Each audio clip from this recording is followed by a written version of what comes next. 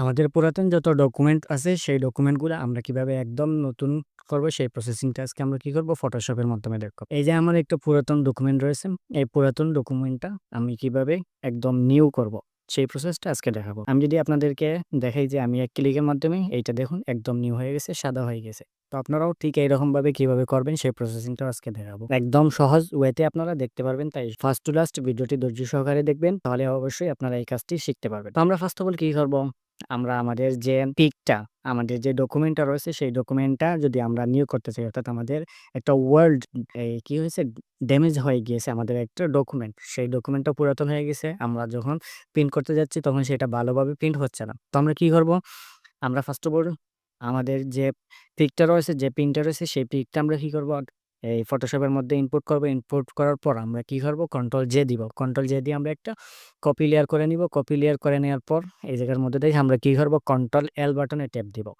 Control এল বাটনে tap দিব, অথবা আমরা কি করব, এই জায়গার মধ্যে থেকে ইমেজে চলে যাব। ইমেজ থেকে অ্যাডজাস্টমেন্ট, তারপর এই জায়গা থেকে লেভেলস, এই জায়গার মধ্যে থেকে আমরা কি করব, হোয়াইট পয়েন্ট যেটা রয়েছে, আমরা হোয়াইট পয়েন্ট কালার আমরা কি করব, সিলেক্ট করব।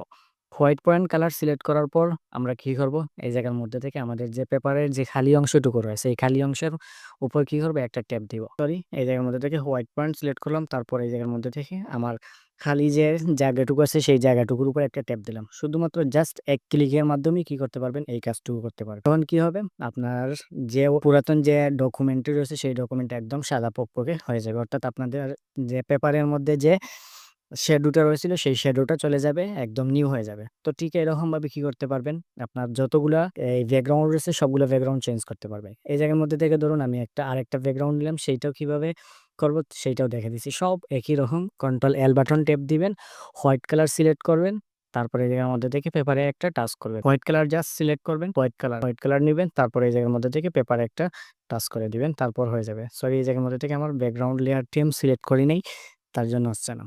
তো আমি কি করলাম, ব্যাকগ্রাউন্ড কালার চেঞ্জ করলাম, তারপর এই জায়গার মধ্যে থেকে আমি দিলাম, তা হয়ে গেল। এরকমভাবে যদি কিছুটা রয়ে যায় তারপর আবারও কি করবেন, এই জায়গার মধ্যে থেকে যে অংশটুকুর মধ্যে থেকে যাবে, অর্থাৎ আপনার যে অংশটুকুর মাঝে এরকম হলুদ দাগ থেকে যাবে সেই অংশটুকুর মধ্যে আবারও কি করবেন, ট্যাপ দিবেন। ট্যাপ দিলে কি হবে, এই জায়গার মধ্যে থেকে এটা দূর হয়ে যাবে। তো এইরকমভাবে কি করতে পারবেন, আপনারা সব কয়টা ডকুমেন্টের সব কয়টা ডকুমেন্টের কি করতে পারবেন, আপনারা ব্যাকগ্রাউন্ড চেঞ্জ করতে পারবেন। শুধুমাত্র হোয়াইট পয়েন্টটা সিলেক্ট করবেন, আপনার ব্যাকগ্রাউন্ডে এসে ট্যাপ দিবেন, আপনার পেপারে যে অংশটুকু আপনি দূর করতে চাচ্ছেন সেই অংশটুকুর উপর একটা ট্যাপ দিবেন। ট্যাপ দিলে কি হবে, এই জায়গার মধ্যে থেকে সেই অংশটুকু দূর হয়ে যাবে। এবং আপনি যদি লেখাটা একটু গাঢ় করতে চান তাহলে এই জায়গার মধ্যে থেকে ব্ল্যাক পয়েন্টটা কি করবেন, একটু এরকম টেনে দিবেন, তাহলে ব্ল্যাক পয়েন্টটা টেনে দিলে এই জায়গার মধ্যে থেকে লেখাটা একটু গাঢ় হয়ে যাবে। তারপর এই জায়গা থেকে ওকে বাটন ট্যাপ দিবেন। ওকে বাটনে ট্যাপ দেওয়ার সাথে সাথে কি হবে, এই জায়গার মধ্যে থেকে এইটা কাজ হয়ে যাবে। তো ঠিক এরকমভাবে আপনারা করতে পারবেন। দেখা হবে পরবর্তীতে নতুন কোনো ভিডিওতে। এর পর্যন্ত সবাই ভালো থাকবেন, সুস্থ থাকবেন। আল্লাহ হাফেজ।